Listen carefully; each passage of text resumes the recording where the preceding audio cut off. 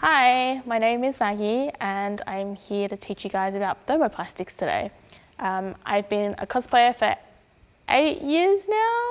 Yeah, 8 years, and I've built quite a lot of armour in that time. And yeah, I'm here to show you guys some techniques and hopefully convince you guys that thermoplastics is a fun material to work with. And yeah. So thermoplastics falls into one of the two categories of materials we use to make armour and props, one of them being EVA foam and the other being thermoplastics. So there are actually quite a few different types of thermoplastics, and I'm going to show you guys a couple that I've got here.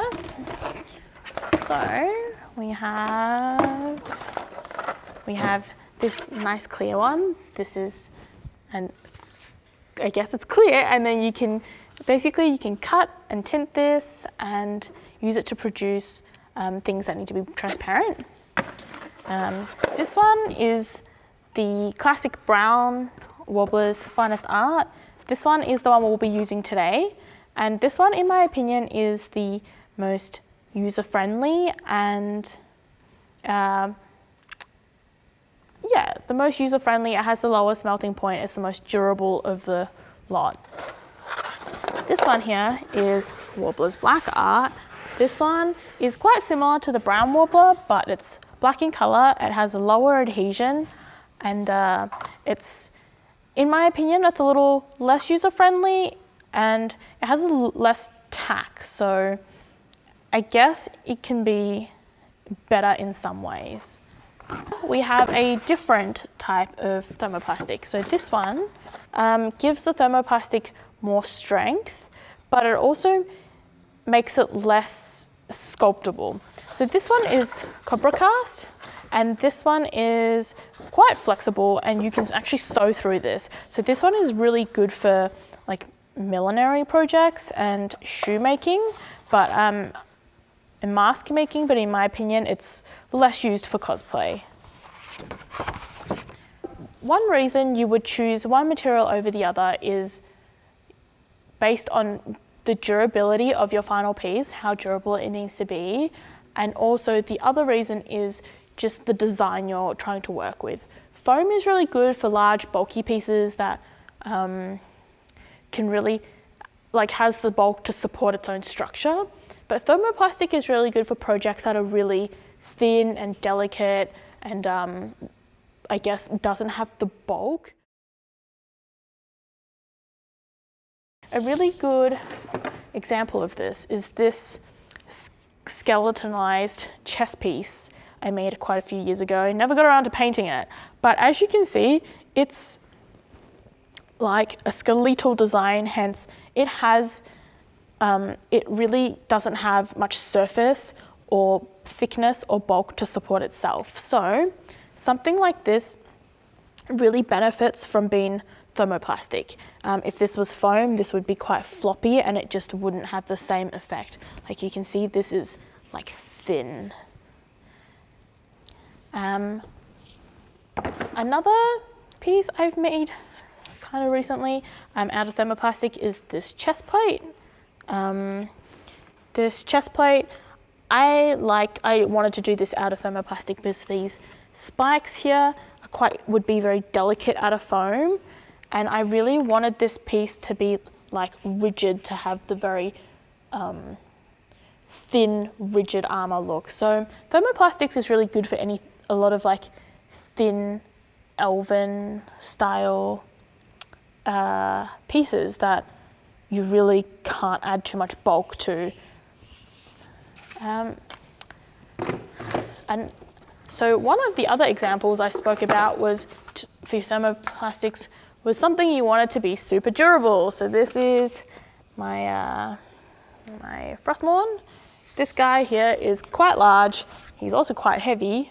I've taken this to a lot of conventions. It gets manhandled a lot, so it really needed to be very, very durable. So this was the perfect project to do out of thermoplastic. And this guy is, I would say, maybe like 7 or 8 years old now, and has been dropped off of the stage a couple of times, and it's still holding up kind of okay, and I do let children handle this at conventions. So nice and durable. And lastly, sometimes I just prefer the look of thermoplastics to foam for certain projects. So something like this is just a bracer from one of my projects. I really wanted it to be quite hardy. It has a lot of little spikes. This goes on my arm.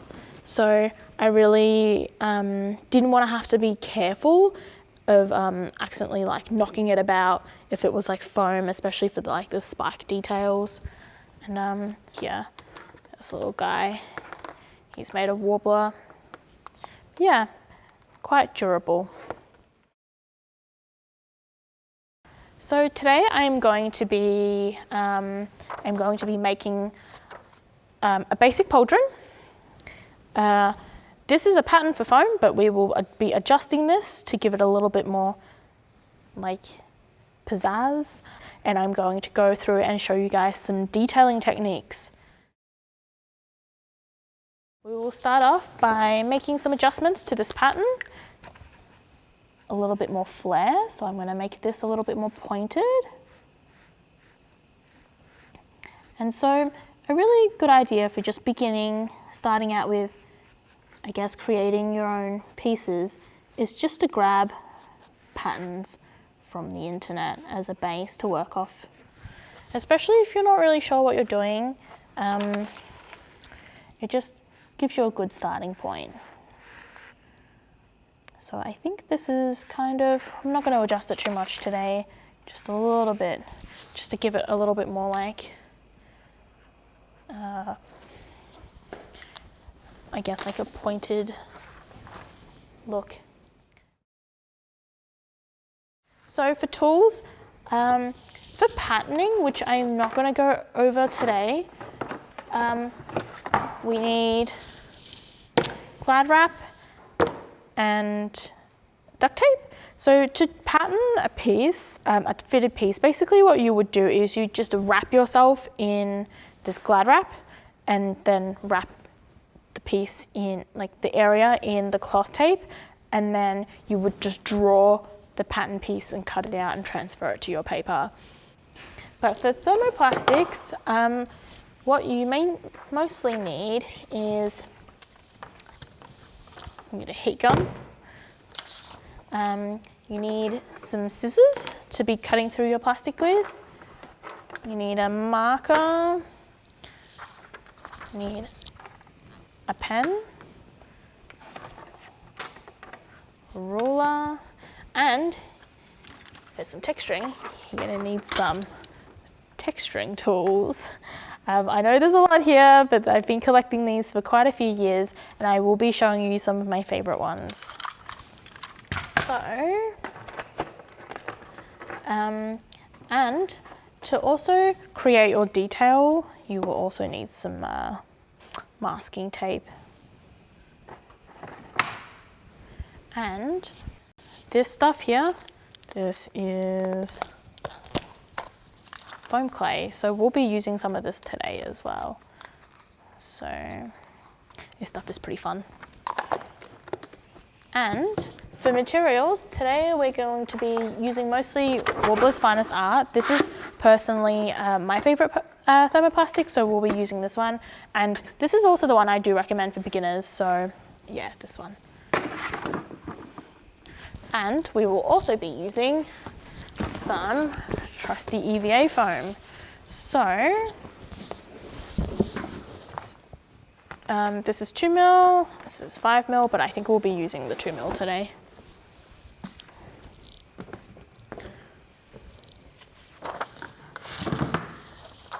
Another tool that you might be using, depending on your piece, is this Dremel. This is, it's a pretty good tool for foam crafting, but it's not essential for thermoplastics.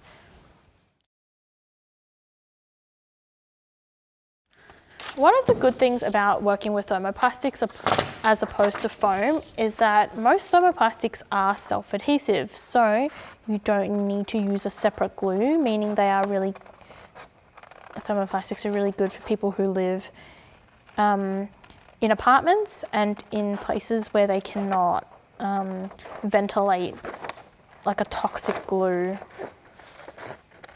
So we're just gonna cut this piece out. All right, and I'm going to transfer this onto some foam.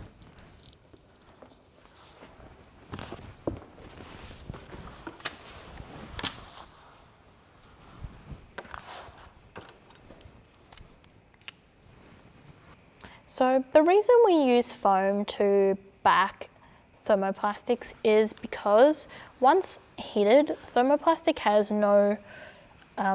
has very little structural integrity. It's like trying to mold and shape a piece of defrosted puff pastry. It's very difficult to work with, so we use the foam as sort of like a backing to help it be less wild and be easier to shape. So I'm using a 2mm foam here today because this piece really doesn't need any bulk to it, so I just want to keep it as thin as possible.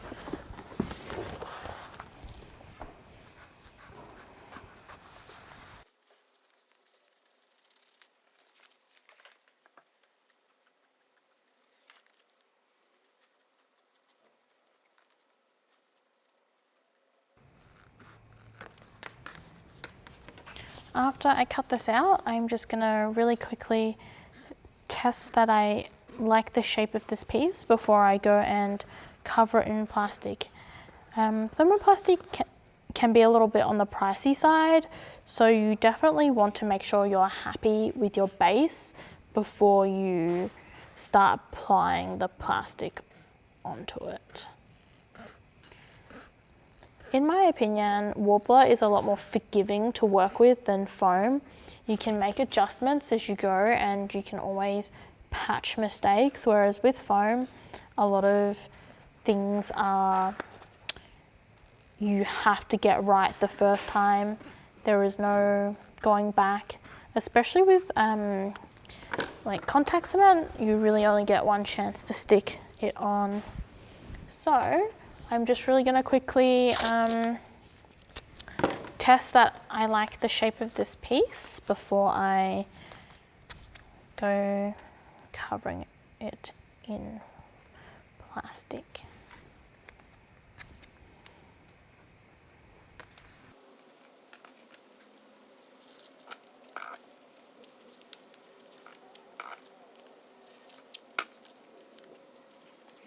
All right, so this is kind of how the piece is looking.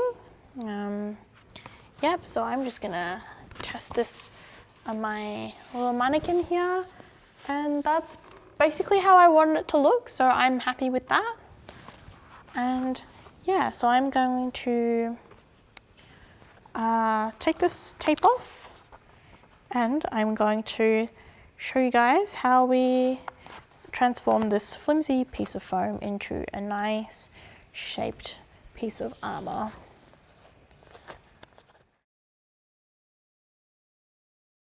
First up, I just want to explain there is two ways of covering your thermoplastic your foam in thermoplastic. So one way, which I've done on this piece again, is that the front and back are all covered in thermoplastic. So this is really good way of doing it if your piece is really like this, very delicate and very thin, or if you just want it to be very clean. Also, it's really good for if you need to attach like buckles and stuff on the back. But another way to do it is how I've done this bracer. But the inside of this bracer is still foam. So only the outside of this bracer is thermoplastic. The inside is still soft, squishy foam. For this piece today, I am going to do thermoplastic on both sides because I personally like the way that looks better. So I think it looks neater. I'm just going to do it that way. So you just want to grab your plastic. In this case, I'm using Warbler. And you're going to trace this out 4 times. But here, you just need to do it roughly. You don't have to be exact. You want to leave a bit of margin all the way around. This is going to just help you seal the piece in the plastic.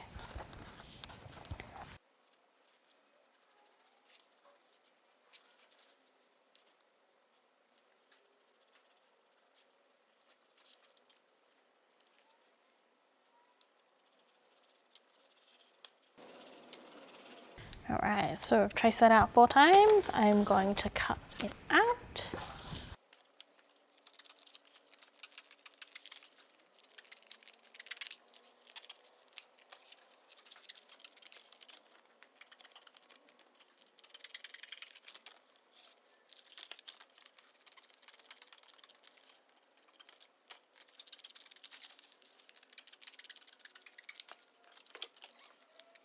So now that you have your pieces, it's time to start heating up your Warbler and then sandwiching your foam between your pieces. So this is, yes, so technically Warbler has a sticky side, which is the shinier side, and the rougher side, which you can't really actually tell. So there's the rougher side and the shiny side.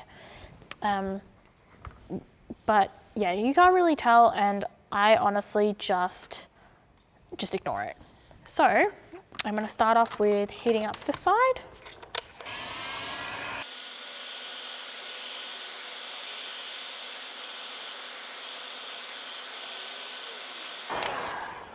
Okay, so this side is heated up. You can see that it's not fully heated, but it is like semi-heated. It's quite soft. And now I'm going to just slap that on there.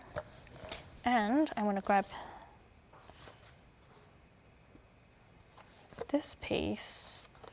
Yes, and then I'm going to lay this on top, and I want to also heat this up.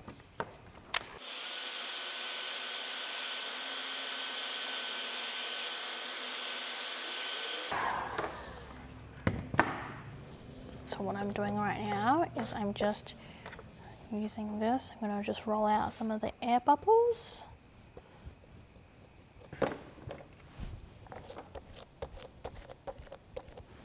Make sure my piece has no air bubbles before I start going along the edge. So now I'm just going to go along the edge. I'm just going to press the 2 sheets together, the edge down. I'm going to go back through with one of these tools I showed earlier. I'm going to use one of these metal tools, and I'm going to press this along the edge.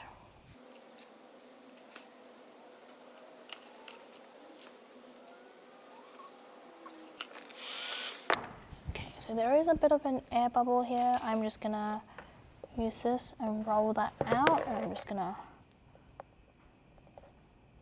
press it. Now I'm going to peel my piece off of the cutting mat. Oh, it's a little bit stuck. If you're worried about that, you can wait for it to cool completely before you start peeling, but I'm just waiting for it to be, the cutting while it's still warm, which I'm going to heat up the edge. The cutting while it's still warm seals the 2 layers together. So it's absolutely perfect way of getting a nice clean seal, a nice clean edge. There we go.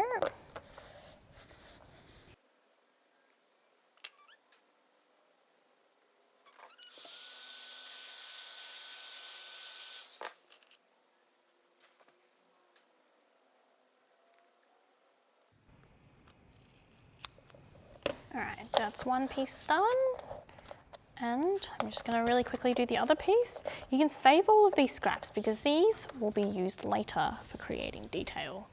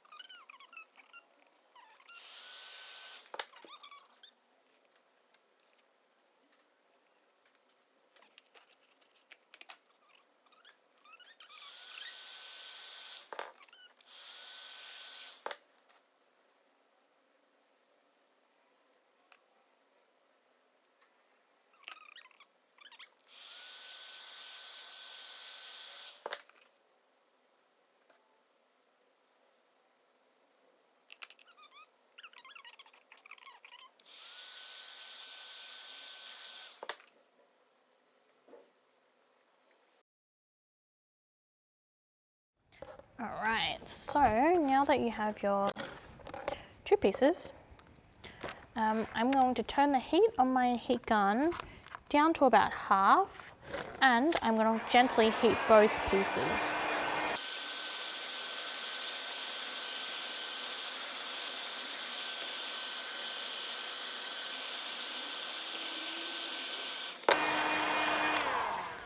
Both pieces just need to be a little bit soft, but they don't need to be like soft.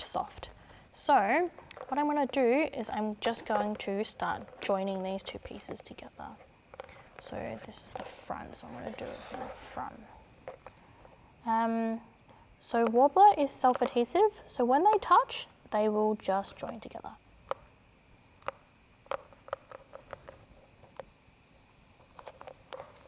If it's not sticking properly, it just means your pieces aren't hot enough and you just need to heat it a little bit more. But you don't want to overheat it, is what I always say.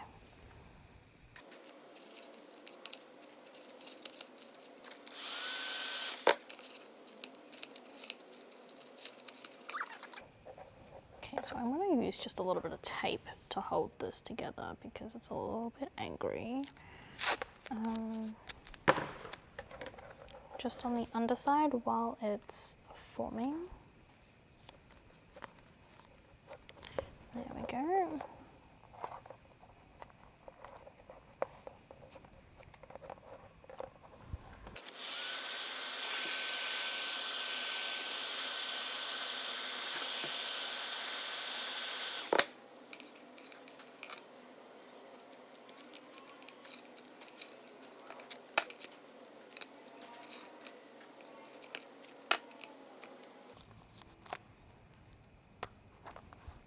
So now I'm going to heat this .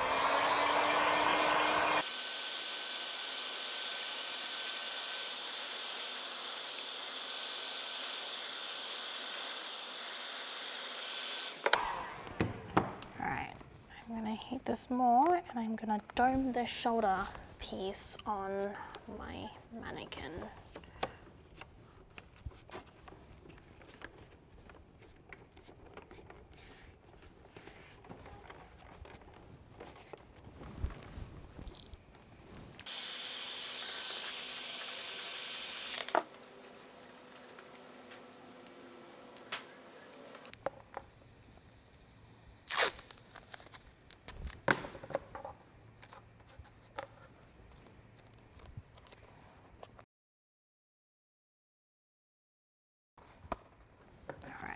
Now I'm just going to work on cleaning up some of the seams and some of the air bubbles from heating the seam area.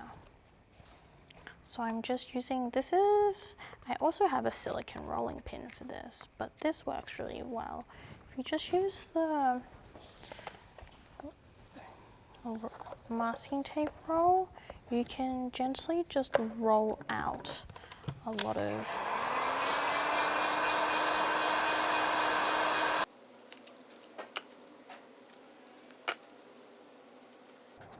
Okay, now I'm gonna heat the sides up and I'm gonna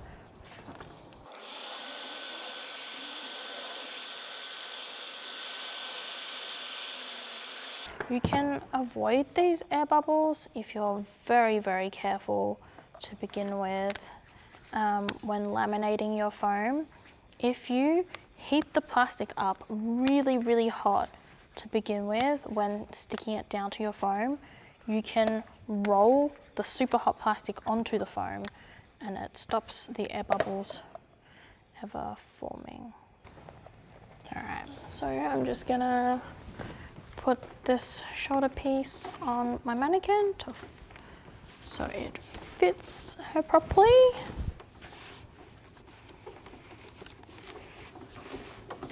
To shape it how I want it to sit. I'm just going to give this a little gentle bit of heat here.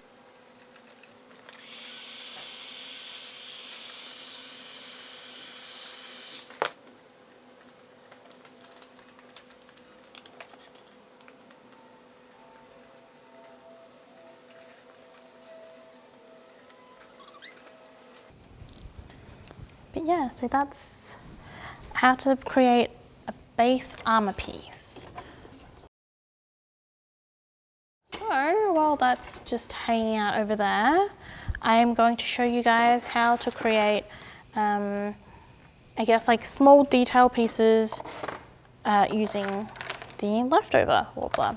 So you can basically reheat this as many times as you want and you can sculpt anything you want with it. So I'm just going to chop this up into smaller pieces and I'm going to show you guys how I make some spikes and so, yeah. So I'm just going to contain this in my little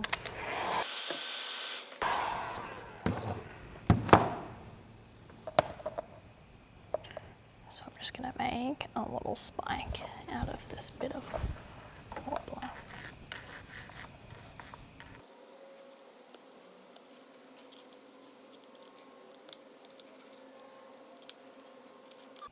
So here's your little spike. So basically you can create anything you want. I guess like really common ones are spikes and studs. So you could basically heat this little guy up, heat his little bottom up, and you could just stick it along here to decorate your piece. You can also create anything else with the scraps to decorate your piece. So like this piece here, that starburst shape here, that is done with scrap and that was just heated, sculpted in plate, like sculpted into a spike and then just attached to the chest plate. To do also like edging detail like this layer here, this is a separate layer which I've added onto the base cups just to give it a more like layered effect, if you can see. And then the thinner trim on top is yet another layer added on. Same as this guy here. You can see it's just a base piece and then this secondary detail layer and then this more filigree layer on top and these little spikes and this little skull. Isn't he cute? But what I wanted to show you today, which these pieces don't have an awful lot of, is texturing. So texturing with warbler is one of my favorite things to do. So these are some of the pieces I created earlier. So this is just like a relief sort of texture. Like you can do any kind of design with this. So with this I just did a herringbone design, but you can do anything you want. Maybe today we'll do like a filigree design. And then this one here is a timber, like a wood look. And this, I think this works really well. So this works, in my opinion, better than foam does, because the warbler allows you to manipulate like the depth and height without having to Dremel away everything to kind of get that sort of like, yeah, depth and stuff. And this I'm going to show you is how to create super chunky and like bulby detail with warbler while having it very, very lightweight. And this method actually is a little bit different to the, I guess, more popular method which most people do, which is just carving the foam and then wrapping it in warbler. This method creates no dust, so it's really good for apartments. So to begin with, I'm just going to grab some foam, and the foam here is going to just act as a base for our texturing.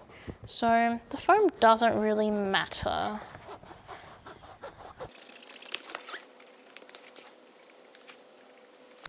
So I'm going to start off by we'll do the relief first. So I'm going to grab my warbler, cut out a piece that is roughly that big. Alright, so I'm just going to heat this piece up.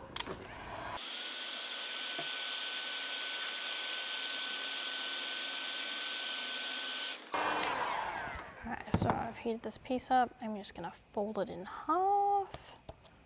I use my trusting rolling pin. I'm just going to flatten that out. So this is going to be the relief pattern piece. So I'm just gonna say I wanted to create like a sort of like a filigree design on this. So I'm just gonna really gently press this in. This is just more to mark out where I want my design. So this is not as, you don't want to drag your tool for this, by the way. If you drag your tool, you're going to rip the warbler.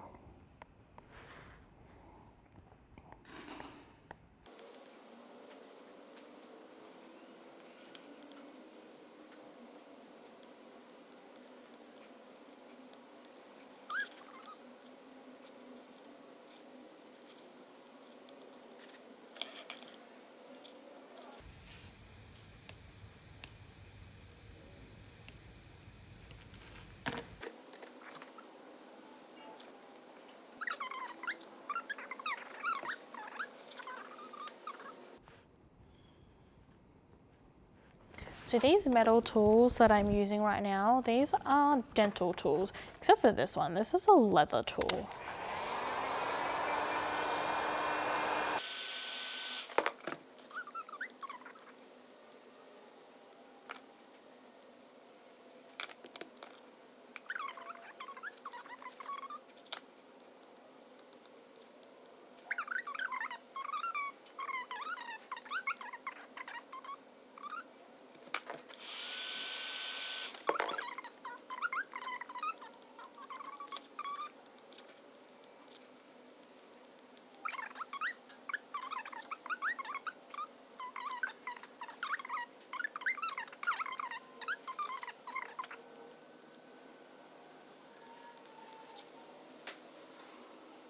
Quite happy with that now.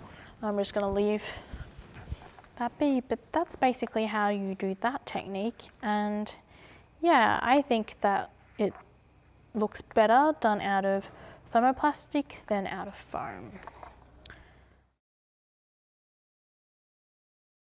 Alright, so the next thing we're going to do is we're going to do timber.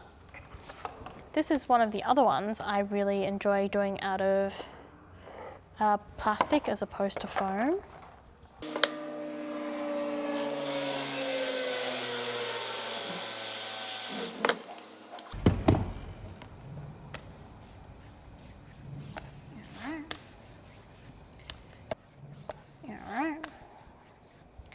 So the reason we double layer the warbler when we're doing textures is so there is more thickness of warbler to work with, so we don't accidentally like punch through it or whatever.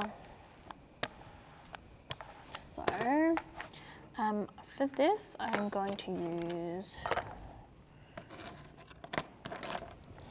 this little tool, firstly to create some knots in my wood. So as you can see, the advantage of using warbler to create this timber is you can really like push and pull the material. So the knot can be very three-dimensional, as opposed to if you were using foam.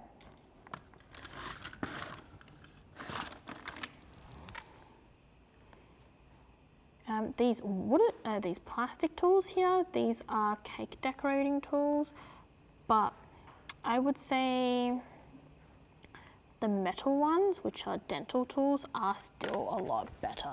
Sometimes they just don't have the right shape, so sometimes I do resort to these guys.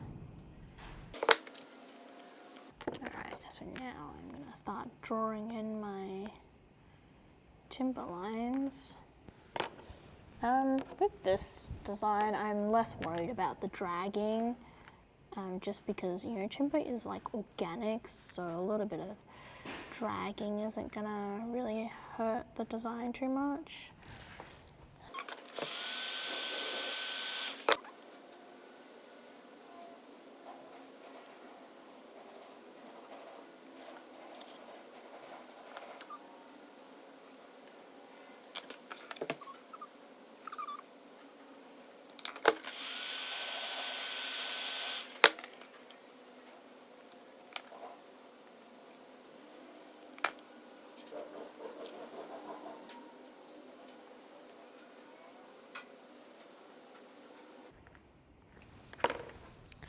But yeah, so as you can see, that's kind of what I've done here. As this cools, this is going to be extremely durable, so you wouldn't have to worry about accidentally breaking off some of these smaller, delicate parts of the texture. So yeah, I think this is it's a very good use of warbler for texturing, to create that sort of timber texture that you wouldn't get, the fine detail of the timber texture you wouldn't get with foam, perhaps. But yeah.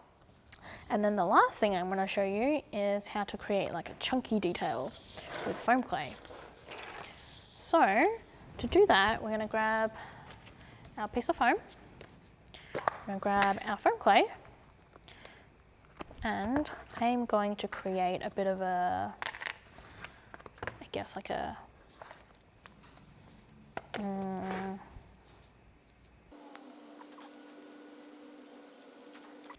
okay, so you kind of want to roughly shape out your piece out of your foam clay.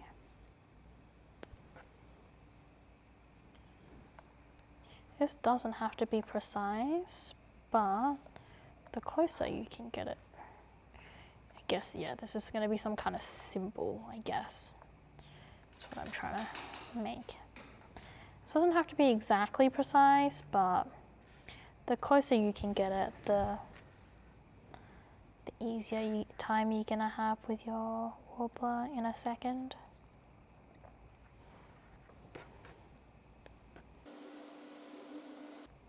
Like, you could very well leave this as foam clay and then you could just sand it, but if we're just going to demonstrate how to do this out of warbler, just so for durability reasons. So I'm going to heat this warbler up a lot. Okay, this piece is now quite soft. I'm going to lay this on my foam clay. And then now I'm going to heat this. even more. Okay, so being incredibly gentle and using silicone tools for this first part, I'm going to use my tools to map out roughly what my piece is going to look like.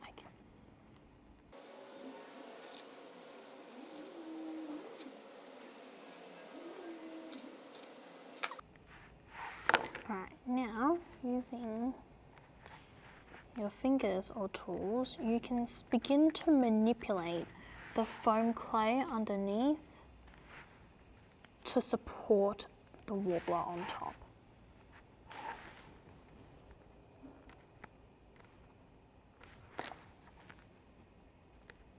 And you can use your tools to aid you with that as well.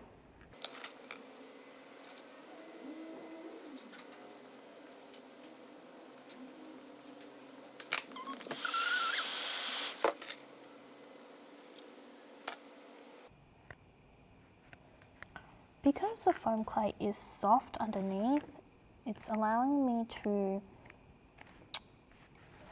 both shape the warbler and the foam clay in one go. But the danger with that is you have to be very careful not to squish the foam clay too much and ruin your piece, because you can't go back, basically. But yeah. So now that that's done, you could wait for this to cool, and then you could just peel this entire piece off of this foam base. You could trim around it, and then you could apply that to your armor piece.